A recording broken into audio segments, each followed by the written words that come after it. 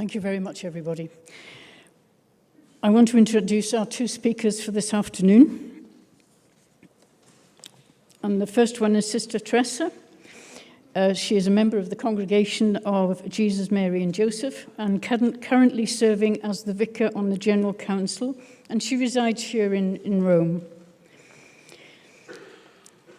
She has a PhD in counselling psychology through the Department of Social Sciences from the Tata Institute of Social Sciences in Mumbai. She has presented papers in both national and international conferences.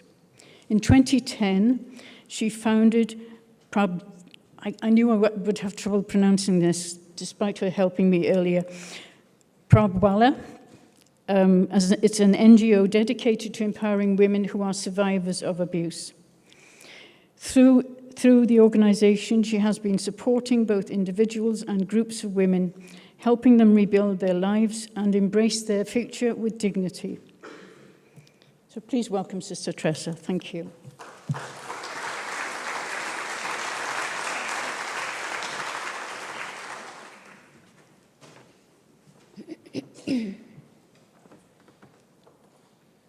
Thank you, Tina. Good afternoon, my dear friends.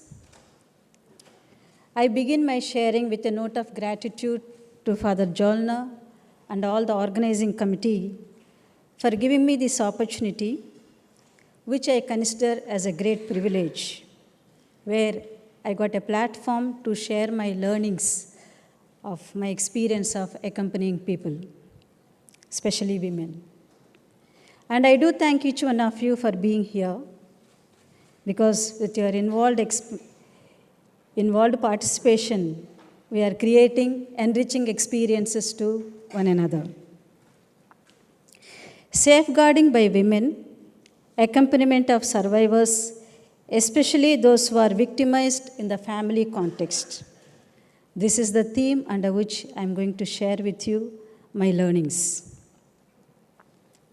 And what I share is not just an abstract theory or ideas, but learnings from life journeys.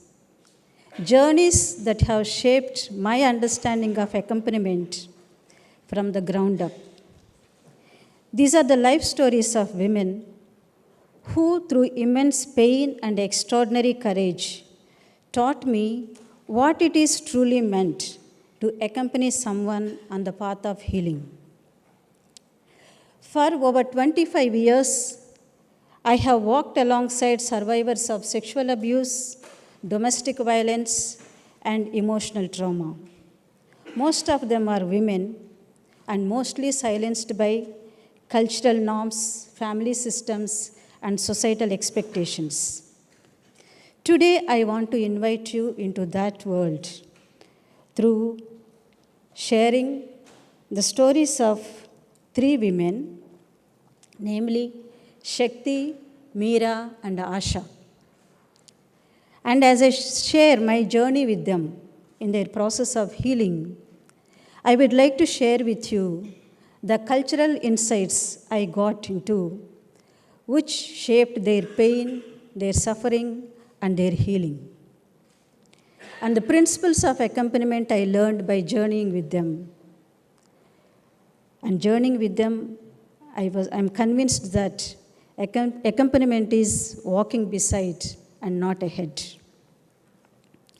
And I would like to begin with Shakti.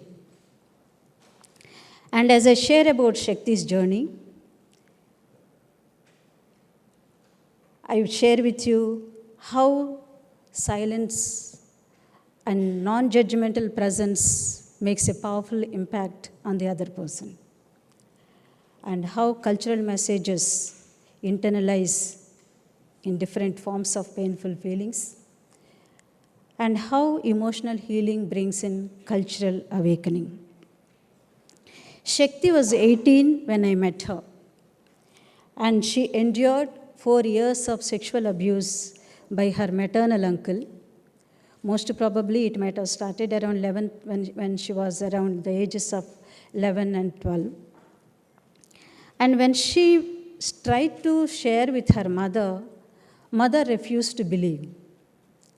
Instead of supporting her and caring her and providing a protective atmosphere for her, mother began to abuse her both physically and emotionally, labeling her, a child of 11, 12 years old, labeling her as a sensual person and getting preoccupied with sexual thoughts and etc., etc.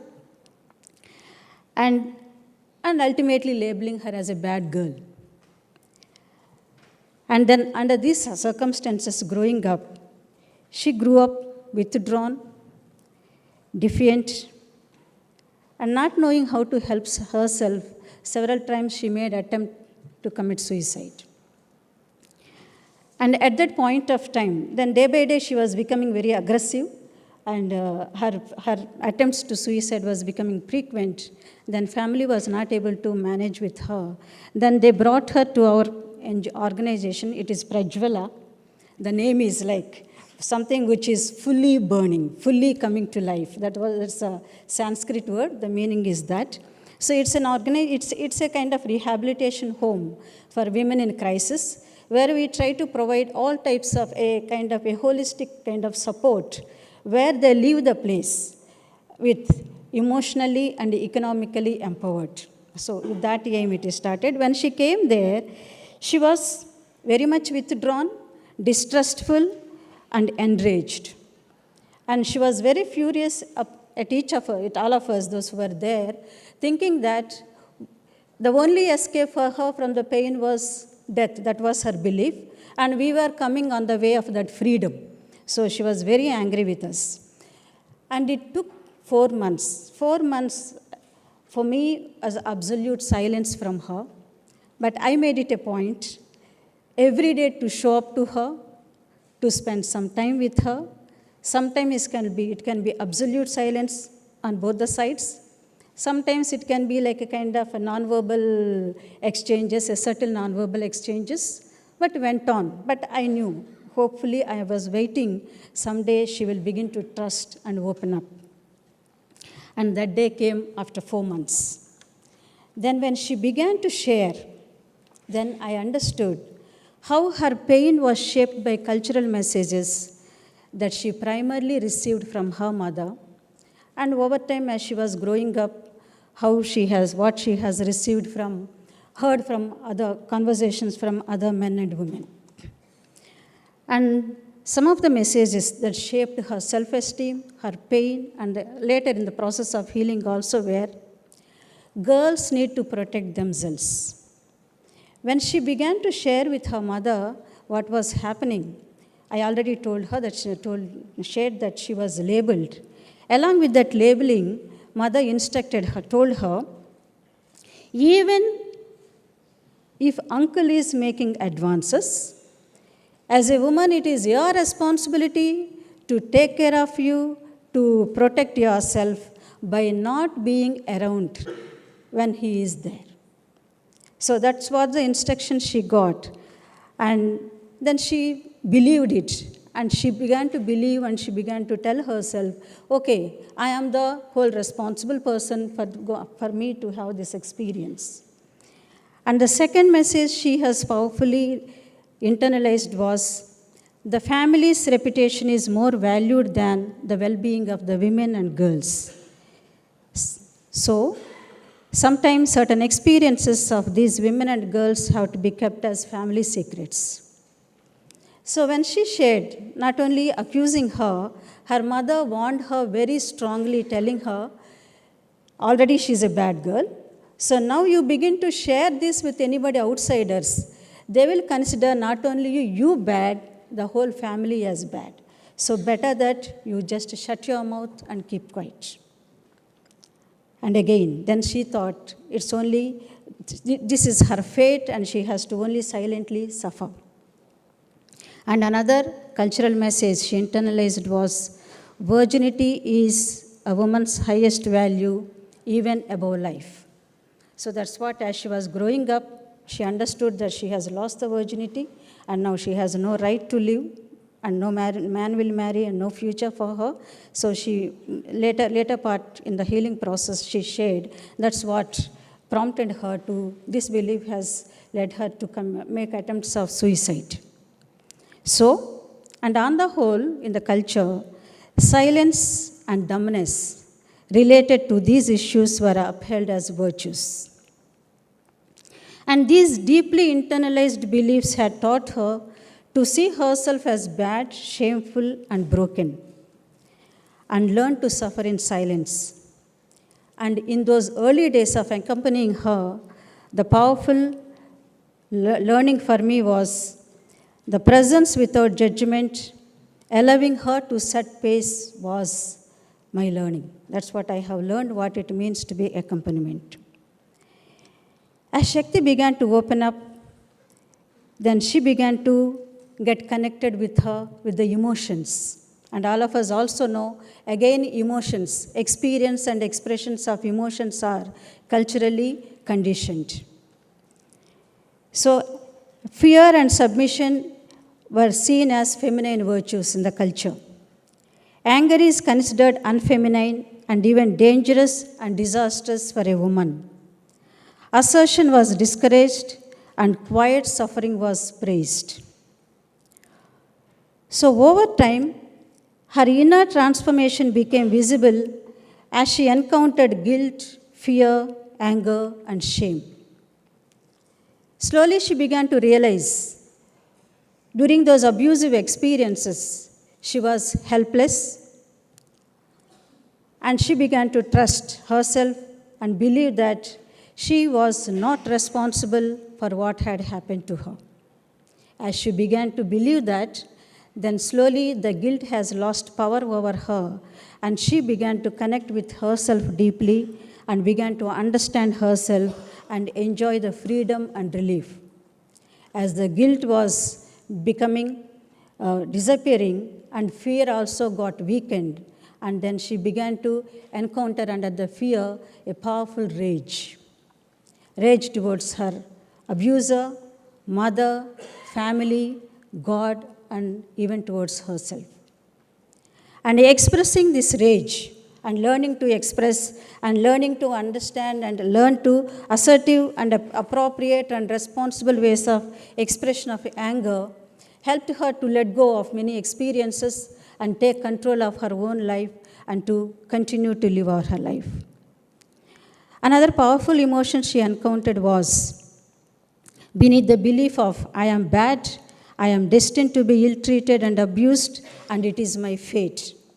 So under that, this provoked a sense of shame and worthlessness in her. But slowly she began to recognize and realize the essence of the self is being created in the image and likeness of God.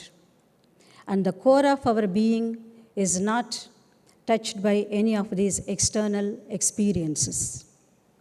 And it is the negative conditioning and negative belief system that takes us away from this essence. Once she began to believe that and trust that, then she began to grow in freedom, embraced her own self, and helped herself to become a mature and responsible woman. And today, she has completed Masters in Social Work, and she's a counselor. She's a caring and loving mother, responsible and mature partner, and a recognized advocate for abused women. And the key insights I have learned by accompanying Shakti was, emotional healing is inseparable from cultural healing. Safeguarding and accompaniment need to include challenging the norms that re-traumatize survivors and empowering them to reclaim their voice and identity. So now we move on to the journey of Meera.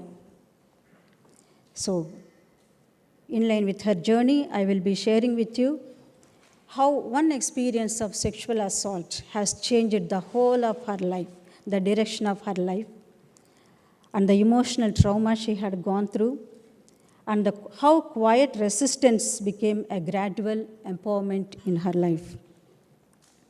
When I met her, Meera was 28, married with 2 children. Once when she was coming back with her husband, after attending a late night family function, some relative's house, they attended a family function, and they were returning home. And it was late night, and unfortunately or fortunately, they were attacked by some gundas or whatever people, and they were looted of the money, and she was sexually assaulted. And at that time, husband was tied up, and he was also helpless. Then after they reached back home, Meera was expecting that husband will support her to come out of the trauma she had gone through. But as the days went by, instead of supporting her, she received intense physical and emotional abuse, labeling her as a defiled woman. And Meera also has several times thought of ending her life, but she decided to give up that thought for the sake of her children. And as the intensity of the abuse from her husband, both physically and emotionally, is increasing, she was suffering at one side, but another side she saw the effect of this happening between her and her husband was very badly affecting the well-being of the children. So for the sake of the children, she decided to leave, to go off with her 2 children and live her life independently. And she decided, and she came out, but her in-laws shamed her for leaving her husband. In their eyes, a good woman endures everything to keep the family intact. Divorce was unthinkable, submission was demanded. So after coming to us, Meera used to refuse to name the abuse what she received from her husband as an abuse. She used to tell, "Sister, what will a man do? Because no man will be happy when his wife is used or violated by someone else." So she was justifying the abuse she received from her husband. And this is natural in the culture. Woman is objectified and normalized, and that is normalized. And she is viewed as a damaged and dishonored when she is sexually violated, irrespective of the circumstances. So through patient accompaniment, conversations, counseling, and peer support, Meera began to see things differently. Slowly she began to resist, not with noise, but with resolve. And her journey of transformation began when she recognized her helplessness during the assault. She realized that the inhuman treatment from her husband was not the norm, but something she could have resisted. We assisted her in reframing cultural beliefs related to anger and self-worth. She developed a let-go attitude and started to strengthen her self-respect, confidence, and purpose in life. And 2 statements she made to me were indications for me, the intense pain she had gone through, and also signals of the empowerment, the way she is getting empowered by herself. The first statement was, one day she came and shared, "Sister, I thought being a good wife meant adjusting myself to everyone's expectations. But today I realize if I expect respect from other people, first I should learn to respect myself." This is one statement which was very powerful. And the second statement was much more, I was very happy to hear from her. That was, one day she came to me again and she said, "Sister, what you said was correct." Because I was trying to help her to understand what she was receiving from her husband was abuse.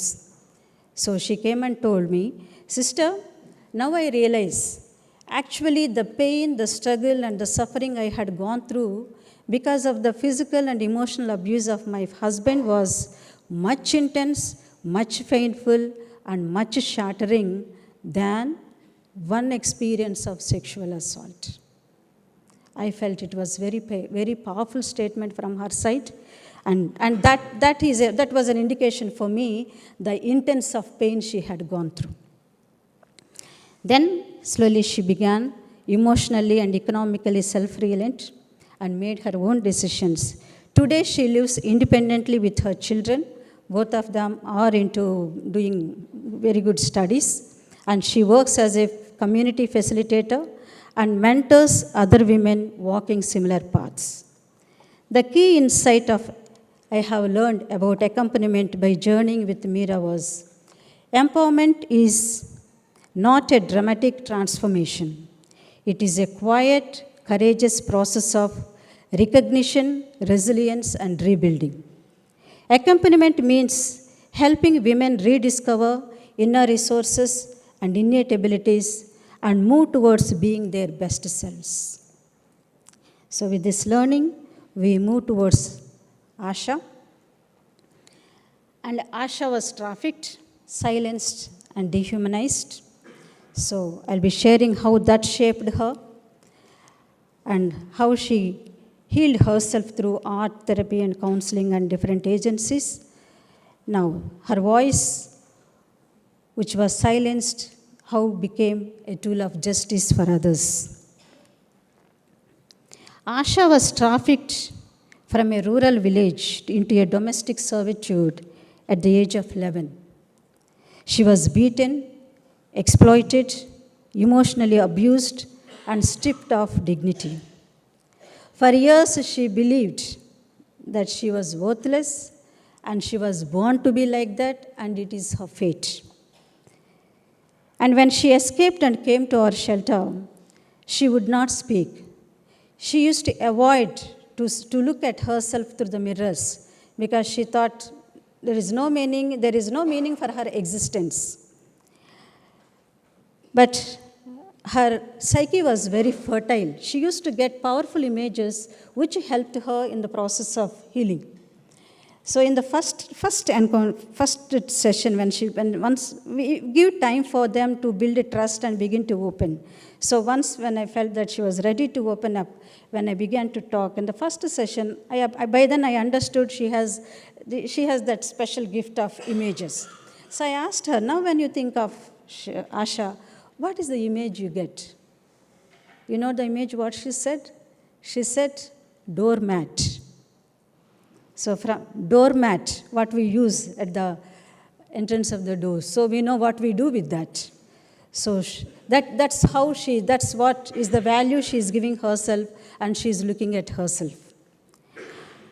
So from there, she moved on. And she began to respond to the counseling very, very wonderfully. And her transformation started as she began to reconstruct her beliefs about self, others, and the world. She moved away from deeply believing, I am good for nothing. And she developed trust in herself, and she began to believe, I have a purpose in my existence. She used to think, no one likes me and accepts me. And slowly she understood the value of self and self-acceptance and began to say, I want to love and accept myself as God does. Then slowly she began to feel the love of others and used to tell, now I have several friends. And she started to let go of her self-belief that I am insignificant and mean nothing, and gradually started trusting and saying, my existence is a proof of my significance on this earth. And this passage of restructuring beliefs was not an easy path for Asha. It was very hard, painful, challenging, and remarkable. During this path, she had to encounter intense feelings and journey through them. She moved from fear to courage. She journeyed from feeling rejected to self-acceptance by helping herself to rise above the fear of others' opinions. She passed through strong feelings of jealousy to valuing and appreciating herself and experiencing her self-worth. She challenged herself to experience intense feelings of anger and taught herself appropriate and responsible expressions of anger and journeyed towards becoming an assertive woman. She freed herself from shame and guilt and deepened her understanding of self, others, world, and life, and grew in inner freedom. Through this counseling and peer support, she recognized her self-worth, learned to face her fears, released her anger, and began taking control of her life by rebuilding her self-esteem and growing in confidence. Years later, now Asha became a legal guide. She now works alongside law enforcement to rescue other girls. She shares her story in schools and communities wherever it is possible to empower and encourage others. Her voice, once silenced, now echoes with hope and strength. The key insights that are learned by journeying with Asha are: purpose can be a powerful force in healing. Accompaniment means creating spaces where survivors can not only be healed, but also rise as protectors and leaders for others. So, my dear friends, in each of these life journeys, culture is not just a backdrop. It is an active force. It shapes the abuse, it shapes the silence, and it also shapes the struggles to heal. In the Indian context, several cultural beliefs continue to hinder healing. They are like: woman's worth is tied to her virginity, bearing with is seen as a virtue, even parting from a husband, even for self-protection and well-being, is shameful. A woman must endure for the family's sake, even to the extent of losing her identity. Speaking out is dishonorable, and female anger is a taboo. But culture is not immovable. It evolves. And survivors like Shakti, Meera, and Asha are shaping it by living boldly, speaking openly, and walking ahead with dignity. And the grounding principles I have learned by accompanying like these three people are: presence over performance, which means just showing up with a non-judgmental attitude and a caring presence means a lot. And allow the survivors lead by trusting their pace and their path. Honor the emotions.